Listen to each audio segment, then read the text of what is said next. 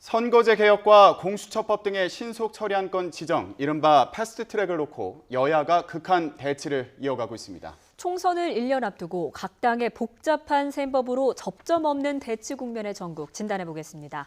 김현 전 더불어민주당 의원, 정호김 전 새누리당 의원 나오셨습니다. 안녕하십니까? 네, 안녕하십니까? 네, 저희가 말씀드린 대로 국회 긴박한 순간들이 참 많았습니다. 먼저 국회 상황이 어땠는지 함께 보고 오겠습니다.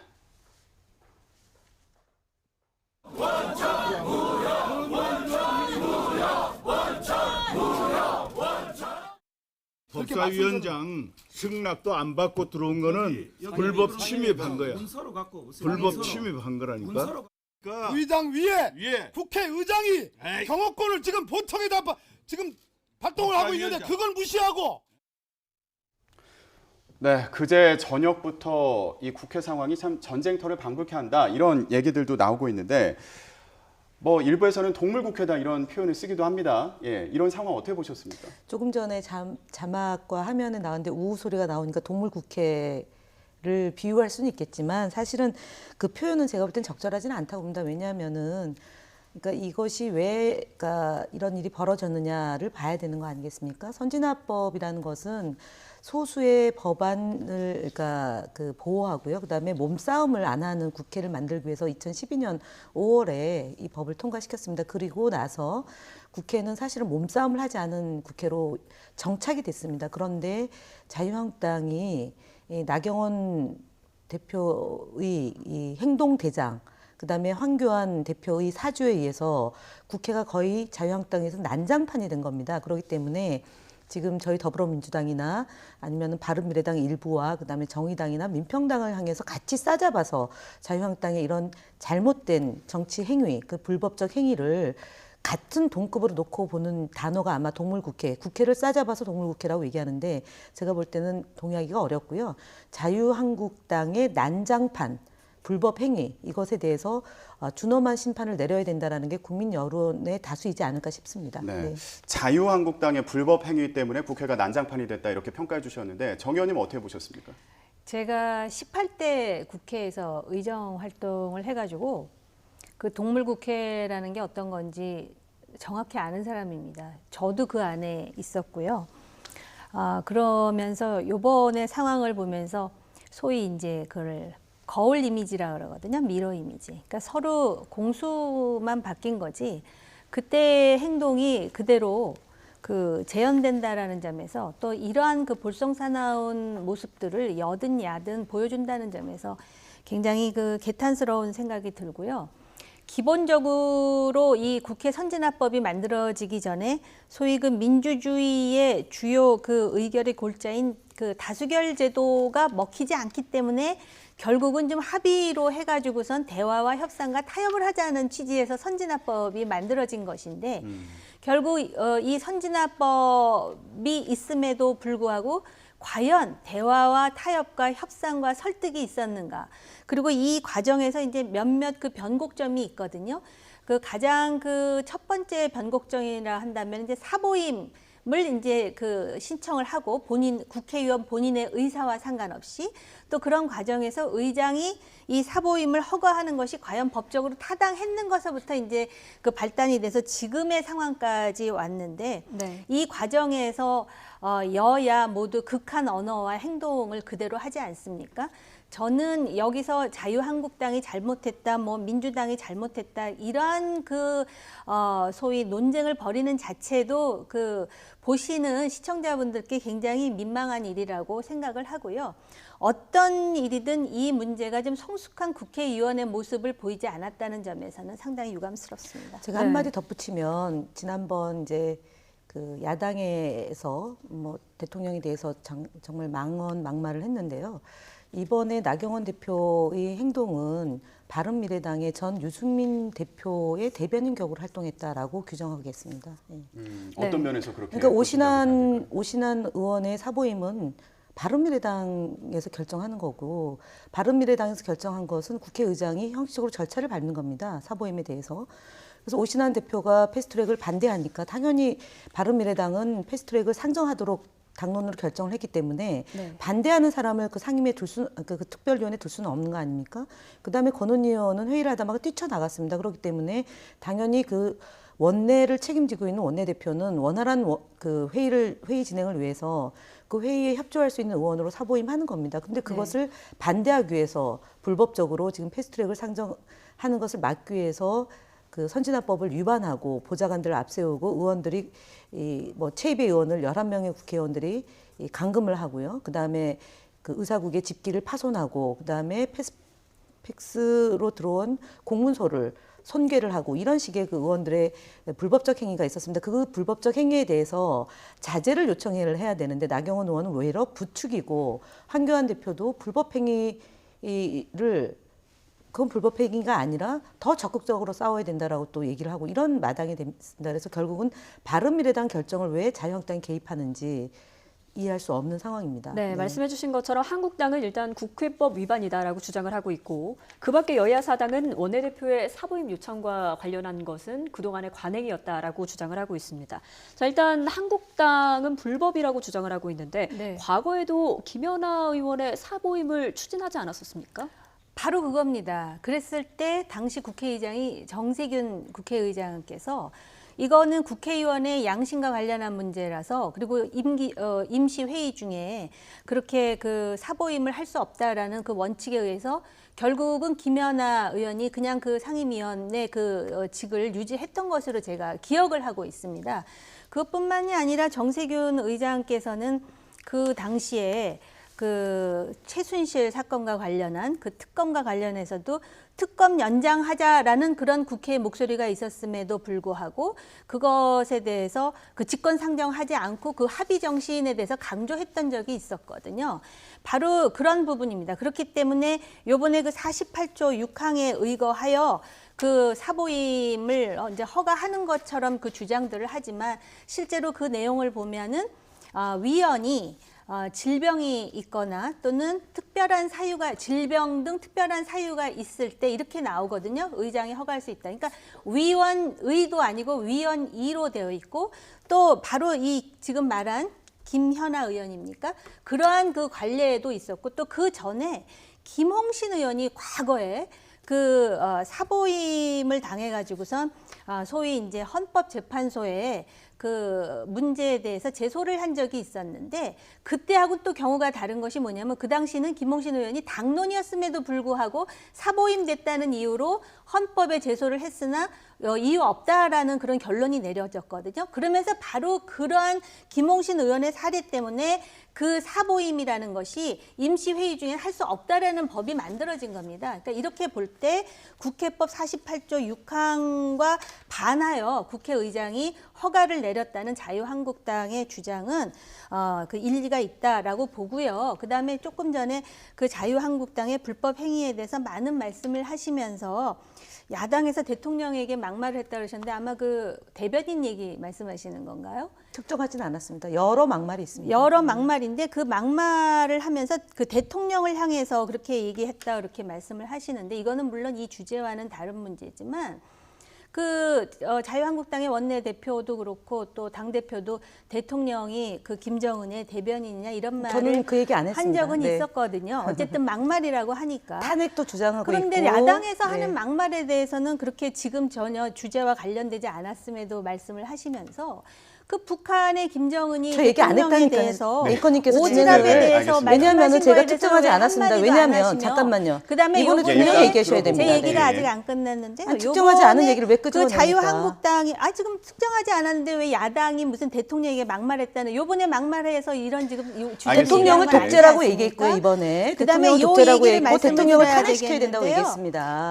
얘기했습니다. 자유한국당에 대해서 지금 그 이번 상황에 대해서 여당에서 나오는 말 중에 무슨 한중거리라든지 뭐 범죄자라든지 이런 막말들이 나오면서 서로의 감정이 더 격화돼 가지고 지금 이런 상황까지 오는데 좀 이런 면에서 성숙한 모습을 보이는 것이 마치 이게 지금 뭐 누가 잘못했느냐를 가지고 따지다 보면은 야당에서는 할 말이 얼마나 많겠습니까? 알겠습니다. 네, 여기까지만 그래서 하겠습니다. 아니 근데 제가 얘기를 하는데 특정하지 않았어요. 막말이라고 네. 했는데 왜 그거를 대변인 얘기를 합니까? 대통령을 탄핵해야 된다라고 얘기했고 대통령을 독재라고 얘기했습니다. 예, 그거 포함해가지고. 이번에 네. 그랬고요. 지금 알겠습니다. 얘기하는 거는 네. 범죄자라고 알겠습니다. 얘기하는 건 뭐냐면은 우리 명백하게 주제에 좀 집중하도록 얘기를 하고 가야 되겠습니다. 국회 선진화법에 그 이미 명시가 되어 있습니다. 5년 이하의 징역형과 벌금 500만 원, 그다음에 다중에 의해서 위력을 행사할 경우는 7년과 1,000만 원 있습니다. 이것은 명시가 되어 있고 국회의원들이 2012년도에 통과된 법입니다. 그렇기 네. 때문에 자유한국당이나 바른미래당 일부 의원들이 이런 법을 제대로 인식하지 못하고 했다거나 아니면 이 법은 무시해도 된다고 생각하는 그런 무법 천지의 국회를 만들고자 했던 것에서부터 비롯되기 때문에 양비론으로 가는 것은 적절치 않습니다. 예. 왜냐하면 국회의원도 법을 만들었지만 법을 지켜야 됩니다. 법 위에 누구도 군림할 수 없습니다. 대통령도 구속되는 마당이고요. 지금 한교안 대표도 이 법으로부터 자유스럽지 못합니다. 왜냐하면 녹색당이 한교안 대표를 지금 고발을 했습니다. 네. 네, 알겠습니다. 지금 그 국회에서 교착 상태 그리고 갈등이 빚어진 이 상황과 관련해서 이제 말씀을 나눠봤는데 이 과정에서 또 논란이 됐던 부분들이 있습니다. 법안을 어떻게 접수할 것이냐 이걸 두고도 지금 논란이 됐었는데 결국에는 전자 시스템으로 발의가 됐습니다. 자유한국당에서는 의안과를 맡고 있었는데 나중에 봤더니 전자 시스템을 통해서 발의가 됐던 겁니다. 이를 두고 또 여야의 반응이 엇갈리고 있습니다. 잠시 보고 오겠습니다. 국회 역사상 유례 없는 전자 결제로 의안 번호가 부여됐습니다. 의회 구테타입니다. 이제 더 이상 이곳을 사수할 일이 없습니다. 직접 들고 다니지 말고 또는 팩스하지 말고 인터넷 시스템을 통해서 법안을 제출할 수 있고 접수할 수 있게 되는 제도가 있습니다. 지난 국감 때 여러 국회의원들이 적극 활용해 달라는 제안을 하셨고 네, 직접 법안을 전달하거나 아니면 뭐 팩스나 이메일로 제출하는 것들이 모두 막혔다. 그러면서 민주당이 전자 발의를 했습니다. 이게 네. 처음 있는 상황인 걸로 알고 있는데 어떻습니까? 뭐 역사상 처음 있었다 그러더라고요. 이번에 뭐 처음 있는 일이 어디 한두 가지겠습니까?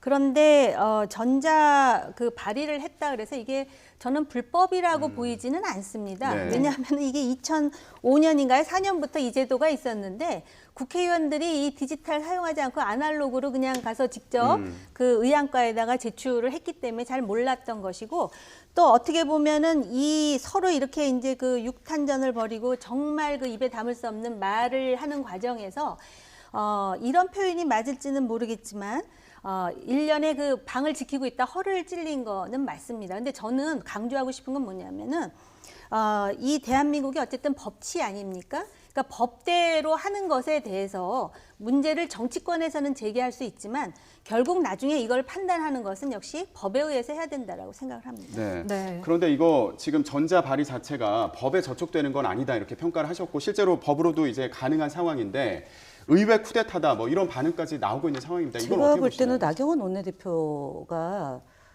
책임을 지셔야 되죠. 왜냐하면은 좀 꼼꼼하게 챙기고 해야 되지 않습니까? 이 나경원 원내대표가 지금 실책을 범한 건 한두 건이 아닙니다. 예를 들어서 지난 12월 달에 운영위를 소집해서 그 문제를 제기했다가 결국은 이제 완패를 당했던 게 있고요. 두 번째는 반문특위가 그러니까 반민특위가 아니라 반문특위다라고 얘기해서 실소를 급하게 했던 것도 있고요. 두 번째로는. 세 번째로는 사실은 2018년 12월 15일 날 여야 5당이 그 국회 선거 제도를 바꾸겠다라고 네.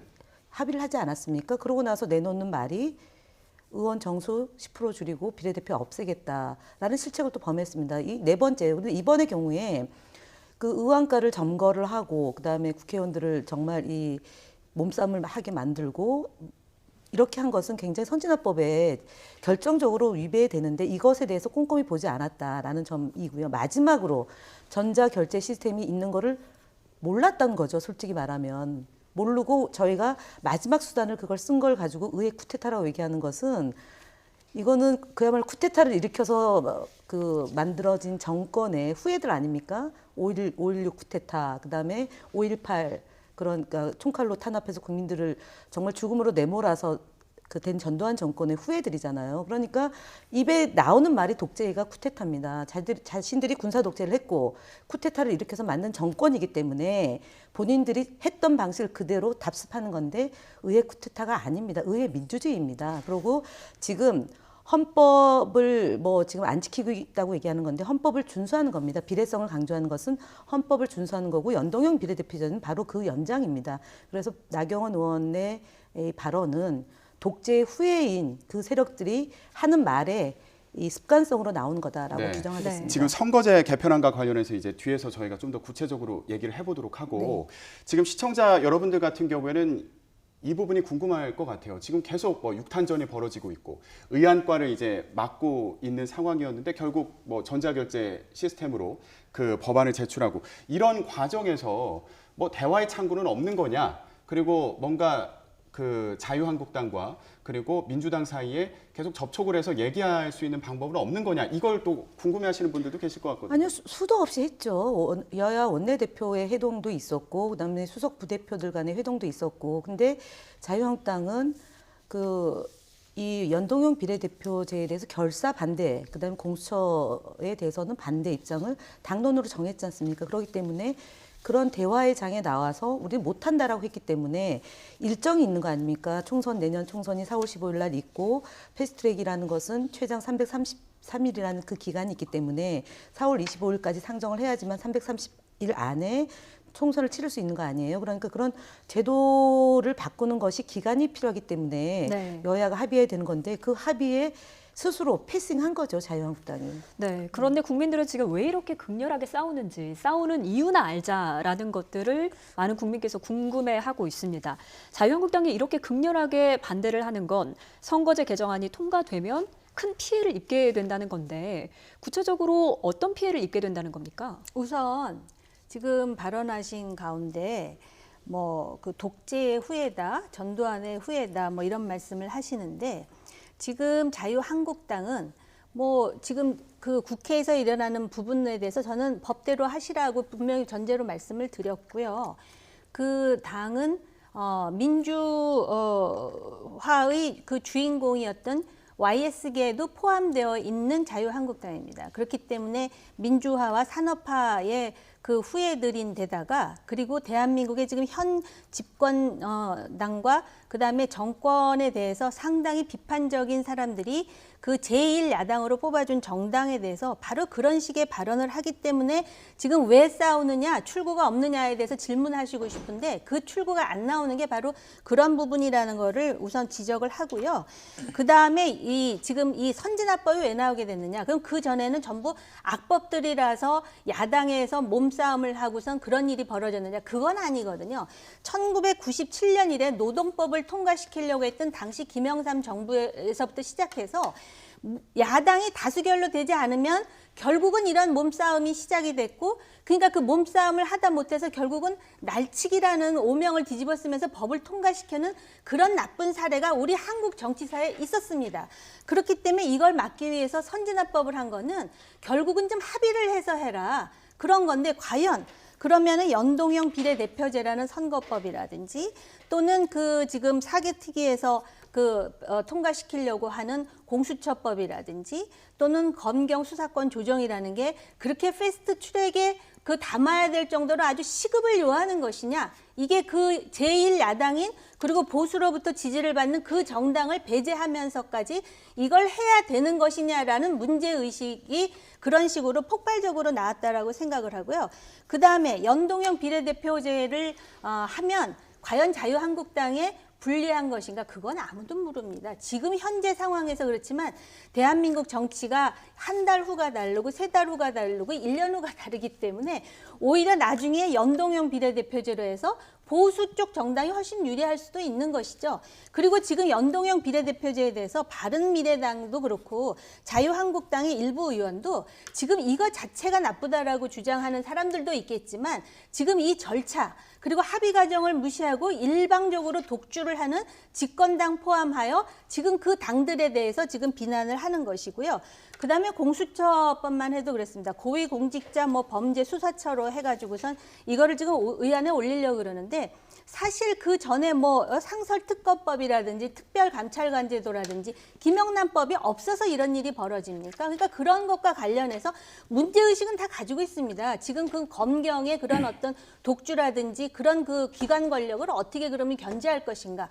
그러면 그걸 가지고 머리를 맞대고 인내를 해서 이것에 대해서 합의를 도출해야 될 의무가 있는 쪽은 집권당입니다.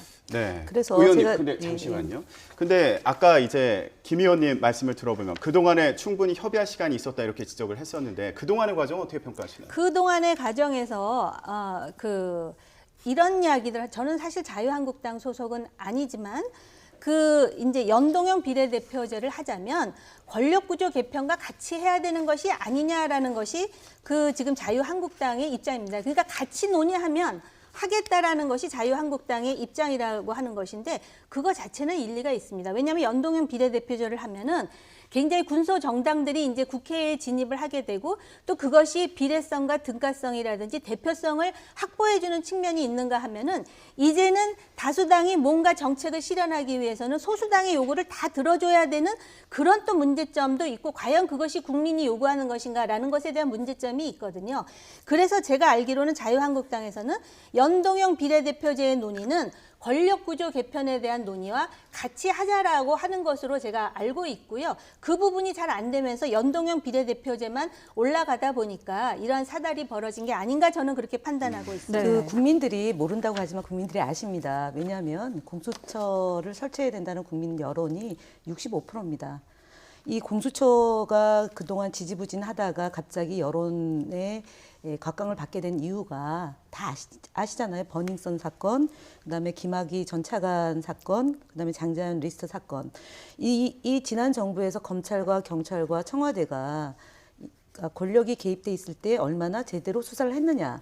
결국 보니까 수사가 안 됐다. 그래서 공수처라는 제3의 기관을 둬서 검찰과 경찰과 그다음에 이 뭐 국정원을 포함해서 청와대 이런 권력 집단이 부정부패를 일으키지 않도록 권력을 남용하지 않도록 견제 장치가 필요하다라는 게 공수처 아니겠습니까? 실제로 지금 자유한국당이 선거구제 개편을 패스트트랙으로 하는 것에 대해서 반발하는 것도 있지만 이면에 깔려 있는 반대는 공수처 법안 처리입니다. 법사위가 모든 법안을 작구를 수정하는 정도이지만 지금 법사위가 모든 법안을 갖고 꼭 처리돼야 될 법을 처리를 안 시켰던 경우가 많습니다. 근데 패스트트랙을 상정할 경우는 해당 상임위에서 논의하는 시간에 이것이 제대로 합의가 안 되더라도 자동적으로 법사위에 갑니다. 자동적으로 법사위에 가면 법사위원장이 지금 자유한국당입니다. 그러면은 이 공수처법이나 검경수사권법에 대해서 또 목리를 부릴 겁니다. 그런데 이것이 목리를 부려도 자동으로 상정됩니다. 그래서 네. 자동으로 상정된 법이 내년 3월 20일 전까지 처리가 됩니다. 그래서 격렬하게 반대하는 이유는 선거구제도 선거구제지만 공수처법이 처리됐을 때 올 수 있는 우리 사회의 진보, 개혁, 민주주의 이것을 반대하는 겁니다. 그러면 제가 지금 이거는 꼭 말씀드려야 되겠는데요.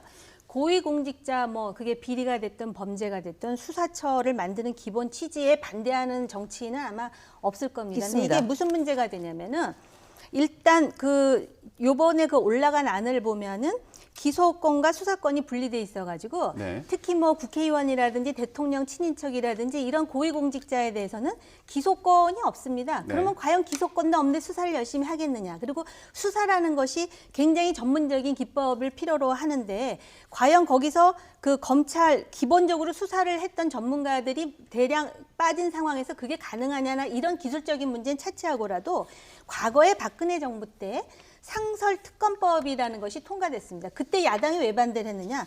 결국 상설특검을 누가 임명하느냐? 대통령이 임명하면 결국은 검찰이나 경찰이나 지금 문제가 뭐냐면 권력의 신여라서 문제인 것인데 이런 거 만들어봤자 결국은 그 권력에 그 유리한 그런 상설특검이 되지 않겠느냐라는 취지로 반대했거든요. 예. 요번에 올라간 그 공수처 법안을 보면 공수처장, 차장 누가 임명합니까? 대통령이 임명하니까 자유한국당이 결국은 그 권력을 지금 남용하려고 하는 그런 취지가 아니냐라는 의구심을 접지 못하는 네, 것입니다. 알겠습니다. 그럼 이 부분 대해서 간단하게 그냥 한마디로 뭐 반론할 게 있으시면 아니 저희야 국회의원도 포함시켜야 된다고 보죠. 그런데 반대해서 최소한의 합의를 해서 일단은 법을 만들고 그다음에 국회가 또 21대 국회가 있고 22대 국회가 있는 것 아니겠습니까? 이번 국회에서 모든 것을 완성해서 올리면 제일 좋겠지만 야당의 반발이 있으니까 저희가 양보한 겁니다. 그리고 또 하나는 선거구제 개편하면 저희 더불어민주당이 더 손해를 봅니다. 예, 그런데도 불구하고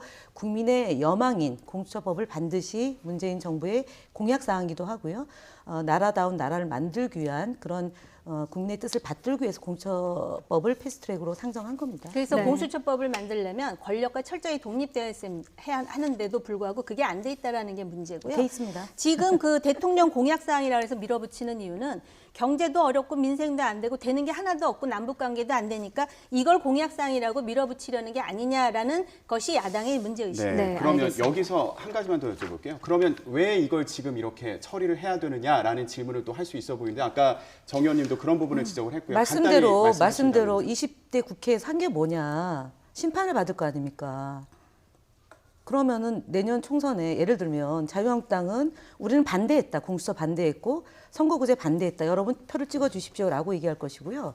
저희 더불어민주당이나 야당, 정의당이나 민평당이나 바른미래당은 우리는 공수처법도 처리했고 선거구제 개편해서 등가성과 비례성을 반영한 선거구제 개편했습니다. 여러분 누구를 찍겠습니까? 라고 선거를 치를 거 아닙니까? 네. 예, 박근혜 세력을 찍겠습니까? 아니면 미래 세력을 찍겠습니다도 하나 있지만 이런 난장판된 정치인을 뽑겠습니까? 아니면은 국민의 이익을 위해서 충실한 그러니까 검경 수사권 독립과 그다음에 공수처를 도입해서 고위 공직자의 비리를 발본색원하겠다는 세력을 뽑겠습니까? 라는 그 두 대척점이 있는 겁니다. 네, 알겠습니다. 왜 이렇게 여야가 사생결단으로 싸우는지 그 이유를 좀 짚어봤는데 일단 국회 상황은 국민들에게 지탄을 받고 있습니다만 각 지지층을 결집하는 효과는 또 있는 것 같습니다. 한국당 지지율이 지난 국정농단 사태 이후 최고점을 기록했다고요. 네, 저도 사실은 그 내용을 보고 제가 며칠 전에도 이 지지층을 결집시킬 것이라고 말씀을 드린 적이 있었는데